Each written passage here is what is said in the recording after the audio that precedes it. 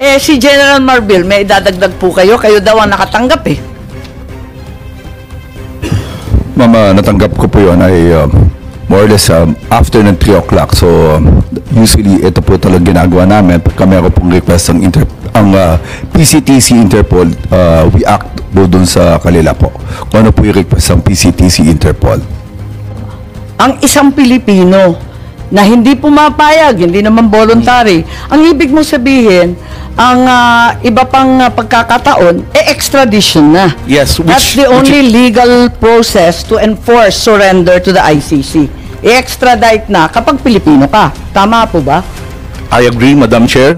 Ito na nga, General Romel Francisco Marbil natanggap na ang notice galing sa Ombudsman para sagutin ang inihaing reklamo ni Senator Amy Marcos kaugnay sa pag-aresto kay FPRRD. Pero bago ang lahat, maaari kayong mag-subscribe para maging updated sa mga issue at bagong mga balita. Natanggap na nga kahapon ni Philippine National Police General Romel Francisco Marbil ang notice ng Ombudsman para sa inihaing reklamo ni Senator Amy Marcos sa napaka-kontrobersyal na pagkakaaresto sa dating Pangulo. Depensa pa ni Marbil na wala umano silang dapat ikatakot dahil tinulungan lamang nila umano ang Philippine-centered transnational crime para isilbi ang validity ng warrant of arrest mula sa ICC. Narito ang buong detalye. Hindi natin mahindian ang Interpol. So kung may duda sa ating pakikibahagi sa ICC, ang sinasabi ng Pangulo, ang ating commitment, obligasyon sa Interpol ay maliwanag at walang duda. So ang sinasabi natin, kailan ba natanggap ng gobyerno na yung ICC naglabas na ng warrant of arrest laban kay Presidente PRRD? At alas 3 nga ng umaga. Yun ang pagkakaalam kong yun. So, hindi... March 11. No inkling before. May marites lang. Sabi Marites lang po. Marami hong... ilang taon na po yung sinasabi na may lalabas na warrant of arrest. Ngunit ngayon lang ho talaga lumabas. March 11, alas 3 ng umaga. So, hanggang sa March 11 ng alas 3, na tulad ng sinabi ni General Marbil, natanggap ninyo nung umaga, ay wala kayo ka-idea. The only information we got was the words of the former president in Hong Kong. Sa Hong Kong? Sa Hong Kong, ma'am. Na andyan na? Yes, ma'am. Siya pang nauna, hindi kayo? Yes, ma'am. Nakakatuwa, no? Anyway, hindi ba March 8 pa lamang, marami na ring chismis na magkakaroon ng arrest warrant.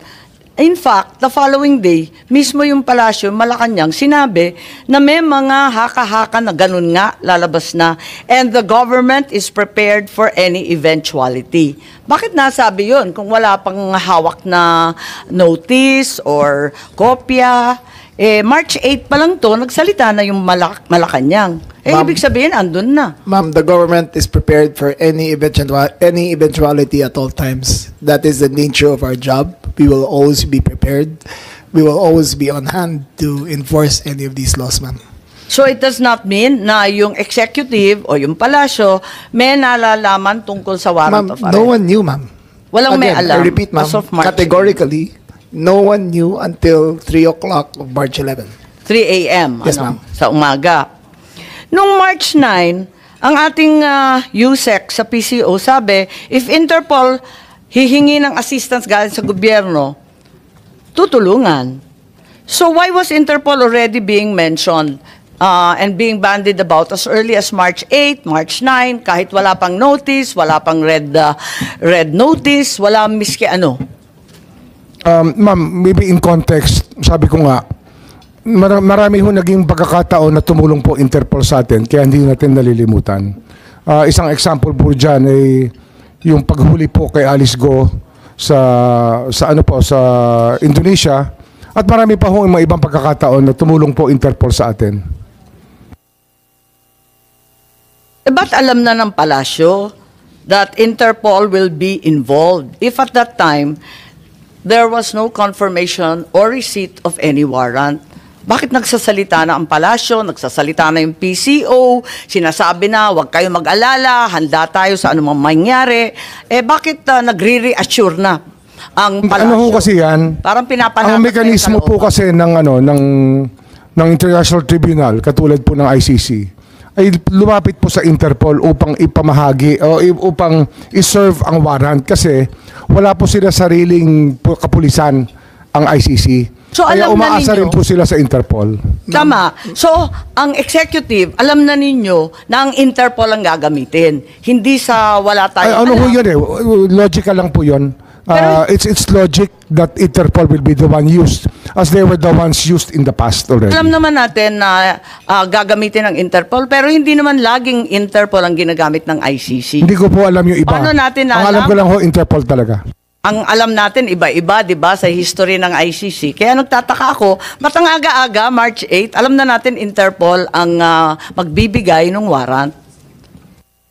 Marahil ho kasi ang Interpol may opisina rin po sila sa sa Paris tsaka sa Hague.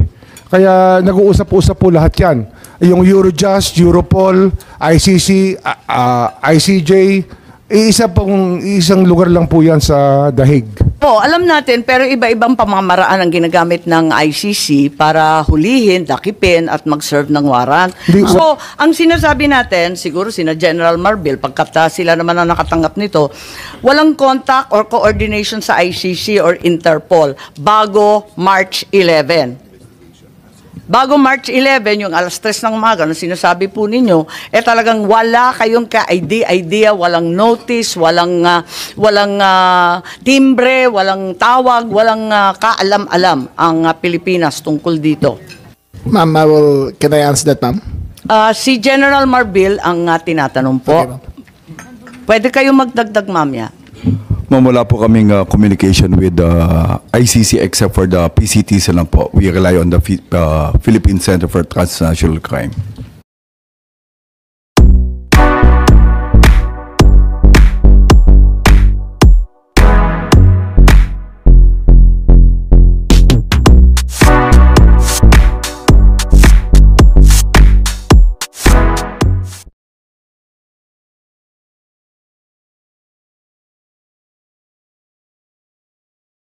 Teka, so kauna-unahang pagkaalam mo tungkol dito sa warrant mula sa Interpol nung Marso 11, ika-11 ng Marso, tama ba? Yes, Madam Chair. Sigurado kayo, ha? Yes, Madam Chair. Oo, okay. So, but you just said na it doesn't go to you directly. Sabi mo, dumadaan muna sa transnational crime. Pwede ba natin tanungin ang ating head ng transnational crime? Andito po si Executive Director Alcantara. Kayo ba ang una nakatanggap nitong galing sa Interpol? Magandang umaga po, Madam Chair. Tama po yun. Ang NCB Manila ang tumanggap po at 3 o'clock in the morning nung diffusion na sinasabi na may warrant of arrest na po ang ating dating Pangulo at yun po ang ginamit namin, pinan-out namin. Tapos pinadala ninyo kaagad sa kapulisan? Law enforcement agencies po ang mga pinadala natin, ang National Bureau of Investigation, ang Philippine National Police, ang Bureau of Immigration at pinadalang ko rin po ang Department of Justice. Okay. Maraming salamat. At may dadagdag yata si Secretary John Vic. Wala na, ma'am. Wala na, ma'am. Okay. At was a red notice, itong tinatawag na red notice, iyon ba ang pinadala ng Interpol, Executive Director Alcantara? Kasi ang binanggit mo ngayon, diffusion. Ang dumating Kasi- po sa atin Oh. ay isang diffusion, isang commonly tinatawag na red diffusion. Teka, ang pagkaalam ko, iba ang notice at Opo. iba ang diffusion. Iklaro po ninyo, alin na natanggap? Ipapaliwanag ko po. Ang red notice po ay a request for international police cooperation that has been applied for by a member country or entity that are distributed to every member of the organization. Opo, alam natin yon. Okay Pero po. ang sabi kanina, red notice ang natanggap. Ngayon ang sinasabi mo, hindi red notice, kundi diffusion lamang. Tama po. Alin ba talaga? Diffusion po. Walang red notice. Nagkakaroon po ang general public or everybody ng Pero alam natin confusion. na hindi Pero magkapareho yun. it's equivalent po to a red notice. Hindi po. Ang red Mas alam ninyo ito sa akin. Opo, Ang opo. diffusion po, hindi red notice. Hindi Tingnan po, lang hindi natin po, ang hindi nga po. website. Ang diffusion po is a request for international police cooperation that is coming from an entity or another member country that is directed to another member country or Tama, several oo. countries. Yung po ang pagkakaiba. Sa member to member, Opo. it's an unverified report requesting for information, humihingi lang, makikipakilang sa kapwa member Opo. na kung maaari, tulungan ninyo kami. Pero hindi siya verified, hindi siya dumadaan sa kanilang commissioner, hindi siya pinopost sa website katulad ng red notice. But Tama po ba? It went through the police, of the organization's police database. Pumasok din po yon sa database. Pumasok sa database pero unverified. Maliwanag Oo. siya, di ba? Papaliwanag Di ba ganon? po na- So, hindi po red notice ang natanggap, tama? Diffusion po. A red Diffusion. And more technical po, it's a wanted person diffusion. Tama. More technical. So, walang red notice. Kapag walang pag-diffusion lang, ang pagkaintindi natin, humingi lang ng impormasyon, di ba? Hindi po. Meron po tinatawag na red diffusion, blue diffusion. Oo, maraming kulay yun eh. Yung sinasabi po niyo na humihingi lang ng impormasyon is blue diffusion. Okay, information. may kulay ba ito? Yung pinadala sa atin, it- anong kulay ng diffusion? Ito po ay wanted person diffusion. So, walang red notice. Hindi po siya red notice. Nakatanggap pa tayo ng red notice at any point? Itong pong wanted person diffusion na to, pagpasok po sa Interpol sa Leon, pa-process po ng notices and diffusion. Opo, alam po natin Okay. yon. Alam natin yung procedure. Ang kasunod Madalas po nun, na natin ginawa yan eh. Kasunod po nun, OMG! Gusto ko nito! Ang ganda naman! I want! Girl! May want ako bilhin sa Shopee! Afford mo na with SPayLater. Enjoy 0% interest deals and exclusive vouchers. I-activate ang SPayLater at mag-shop na!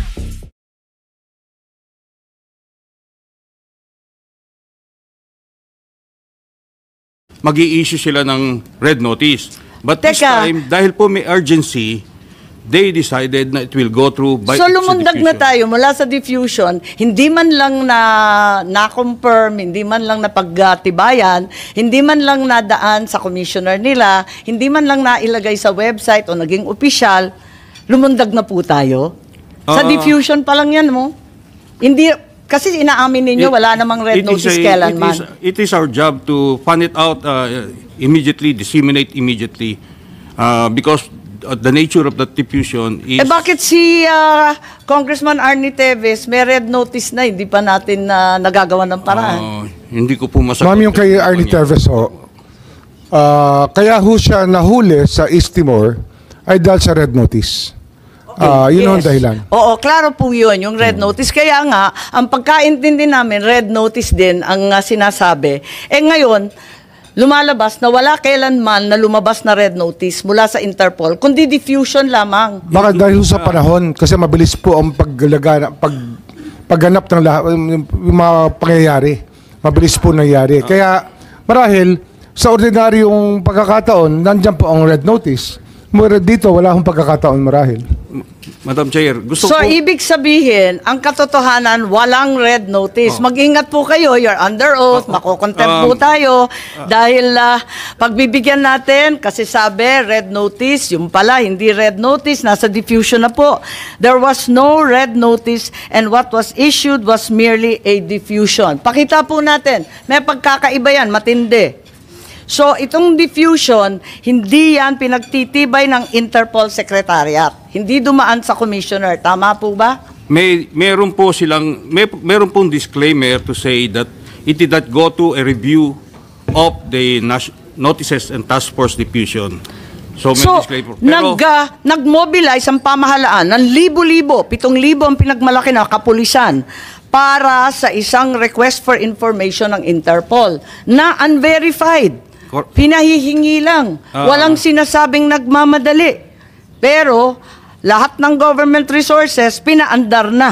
dahil sa simpleng request sa kapwa membro. Tama po? Ang iko-correct ko po ay hindi information ang hinihingi po. It is a wanted person notice, diffusion notice. Diffusion. Hindi po siya Diffusion notice. wanted person po ang nandoon. Okay, pakita natin. Medyo maliit ang letra, pero basahin natin. Pwede bang palakihin para mabasa na maigi pa?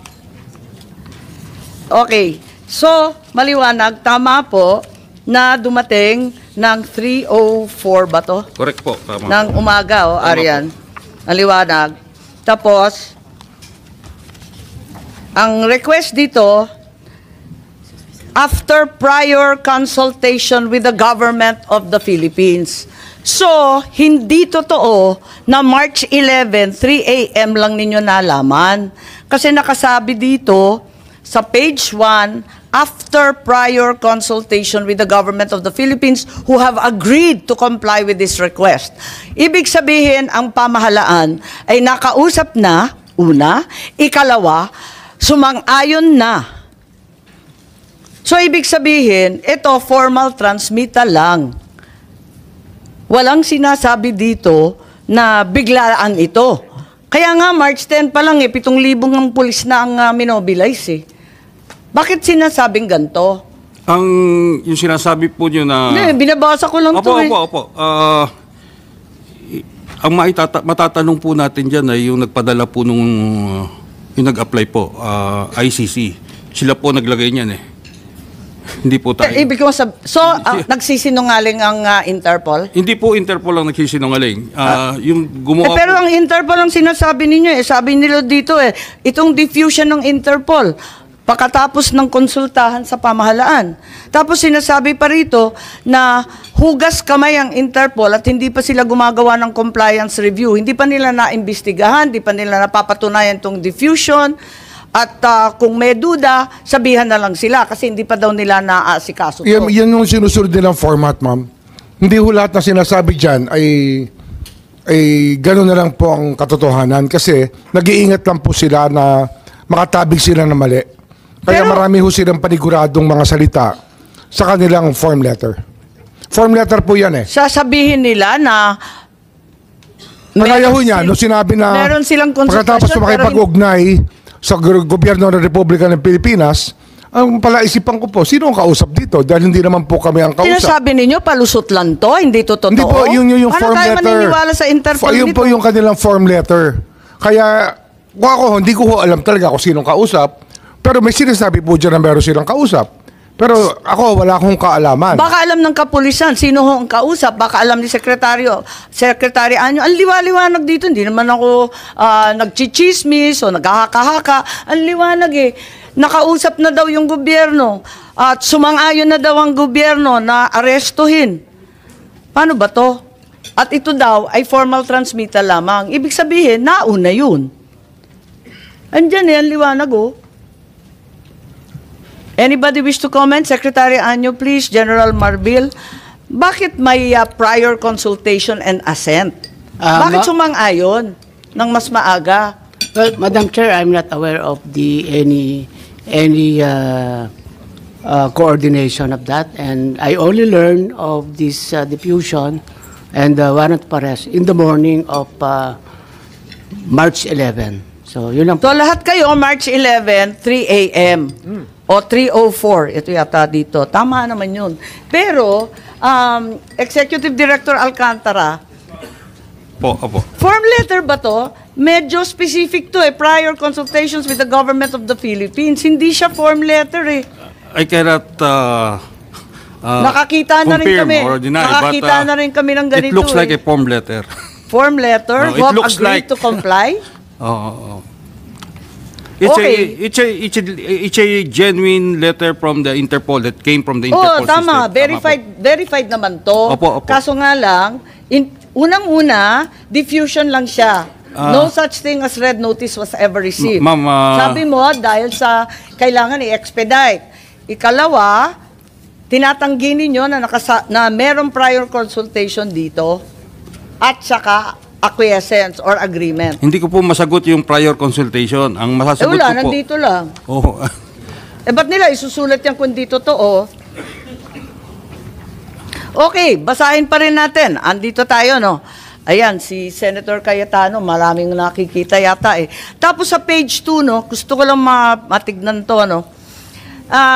Kasi ang liwanag po nito eh. Ang sabi dito, basahin po natin yung page 2, ano? Ayan. The ICC has been mandated to investigate crimes against humanity. Pakitignan na lang po ang sumunod. Sige, itaas pa po yan. Indirect co-perpetrator. So, ibig sabihin, hindi siya principal, indirect pa. parang ganun po yung understanding. Sino yung direct? Saan na yung direct? Ba't hindi inuna? Pangkaraniwan ba to na hinuhuli muna yung indirect kaysa sa direct? Form lettering ba to? Iba ho kasi ang legal language na ginagamit ng iba't ibang bansa sa kanila hong pagbibigay ng communication.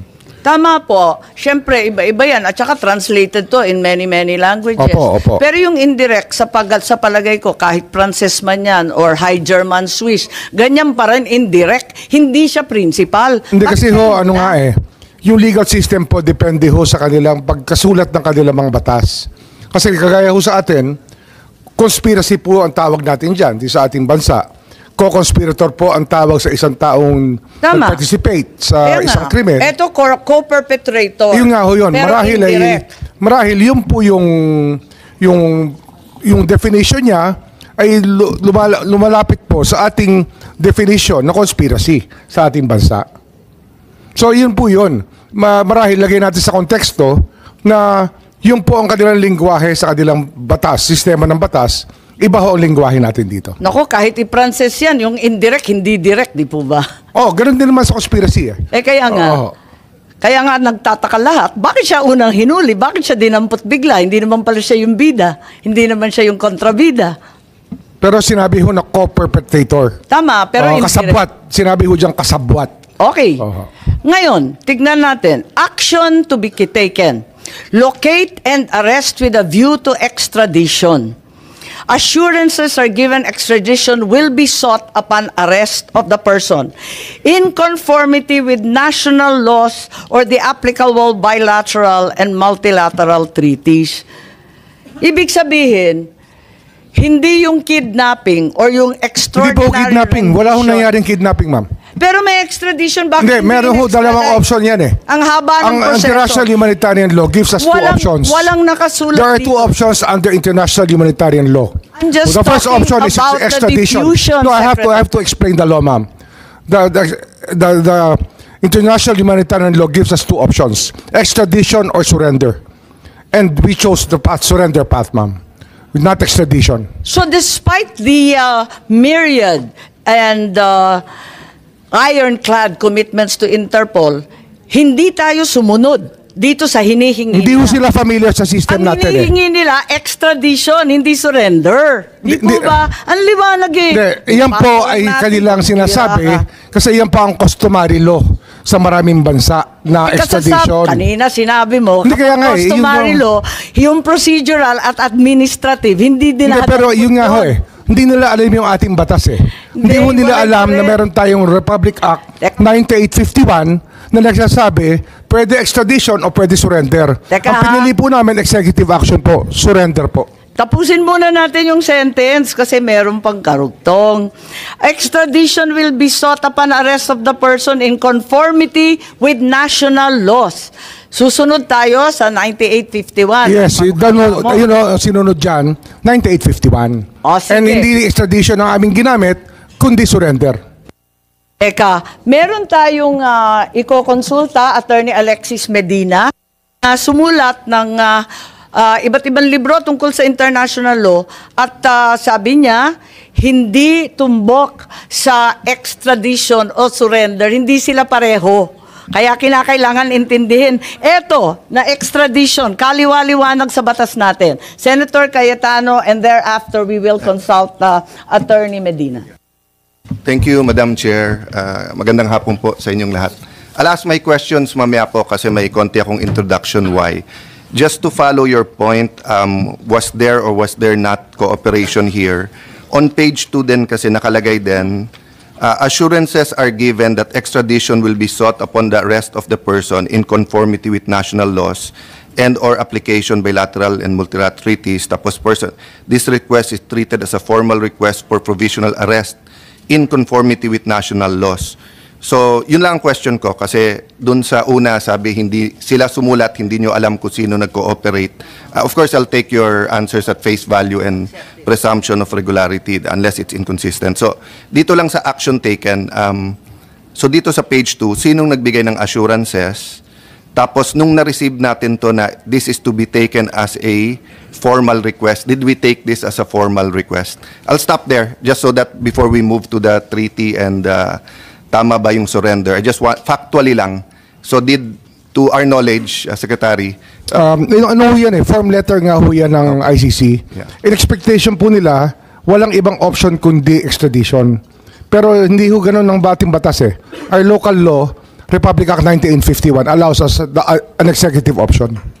Thank you. So to your knowledge, SOJ, ma'am, para lang hindi malito kasi dalawa yung Secretary Remulla, may I call you SOJ and may I call you SILG, just so that walang confusion. So sir, so to your knowledge, yung sinasabi nilang sa kabilang page at saka sa page na to na assurances were given, to your knowledge, that wasn't from the Philippine government. Ano ho yan Ang sinasabi po nila dyan, makakasiguro kayo na hihingi namin sa extradition ang taong yan na aming ginawang wanted. But is that Interpol so did Interpol assure that? Kasi ito diffusion notice is not given to, pagkaya ng red notice buong mundo nakukuha yan. Itong diffusion notice limited to a few countries. And then distinction. And then sino po ang empowered to give them assurances that we will? Or is it standard? Sila standard, kaya nga form letter po nila yan Okay. Form letter nila yan. But when they say that there was assurances from us, is that a general assurance because we're member of Interpol or meron nagsabi sa atin that we assure you? They are the ones assuring us that they will seek the extradition. Okay.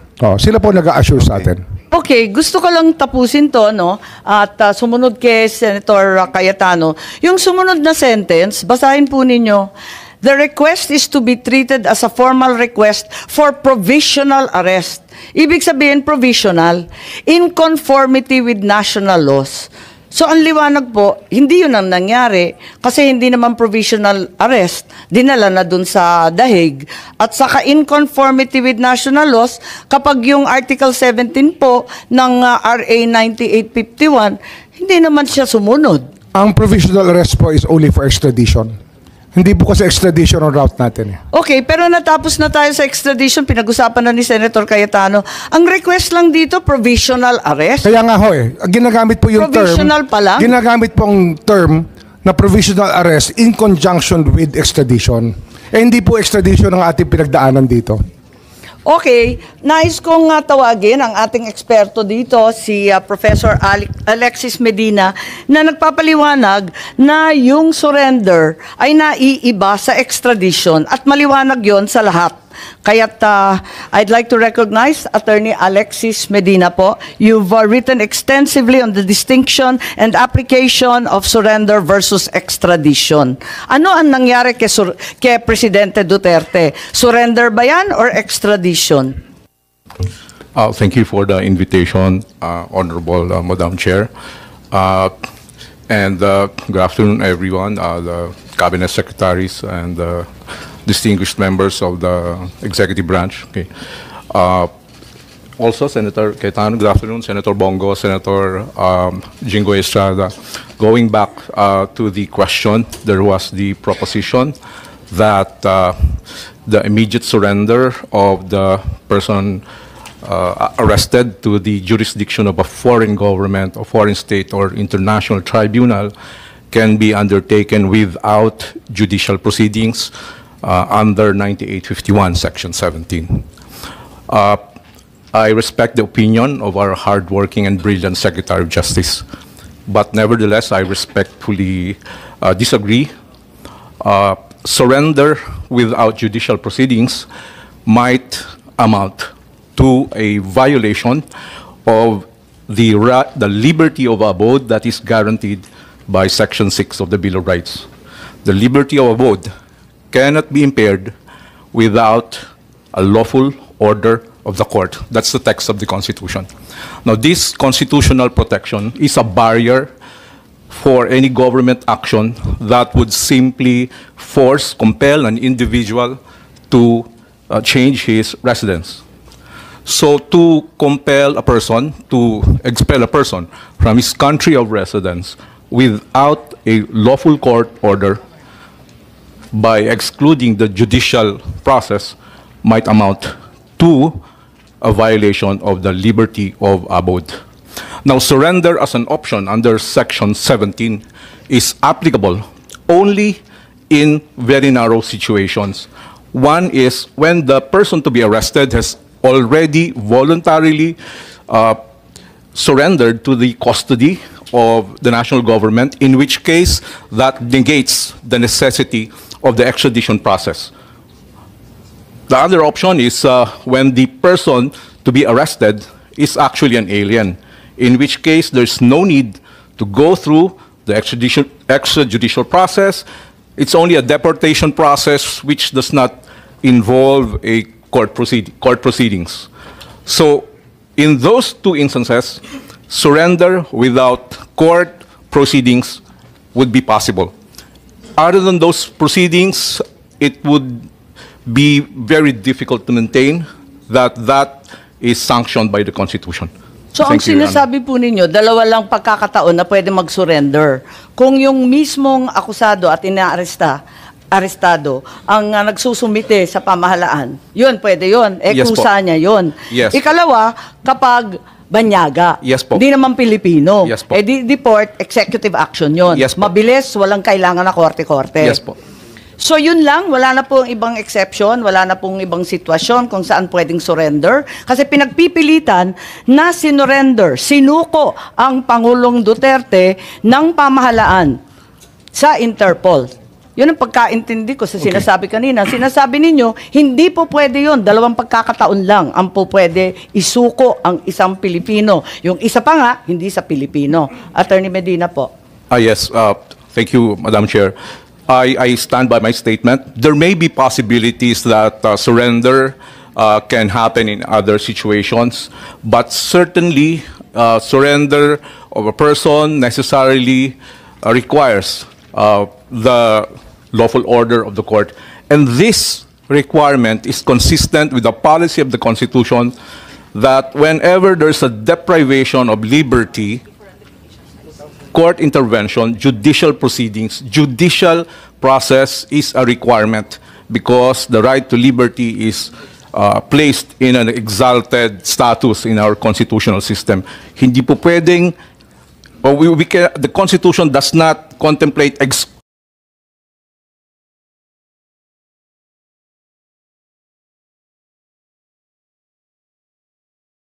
6% for life, 6% for life. Dagdag sa pang down payment ang 6% for life. Add to your condo down payment with Sun Life Secure Income. For life. Talk to Sun Life today. Exclusion of the court process in depriving a person of his right to liberty. Kung hindi pwedeng isuko ang isang Pilipino na hindi pumapayag, hindi naman voluntary, ang ibig mo sabihin, ang iba pang pagkakataon, extradition na. Yes, That's the only legal process to enforce surrender to the ICC. I-extradite na kapag Pilipino ka. Tama po ba? I agree, Madam Chair. Thank you. And extradition is a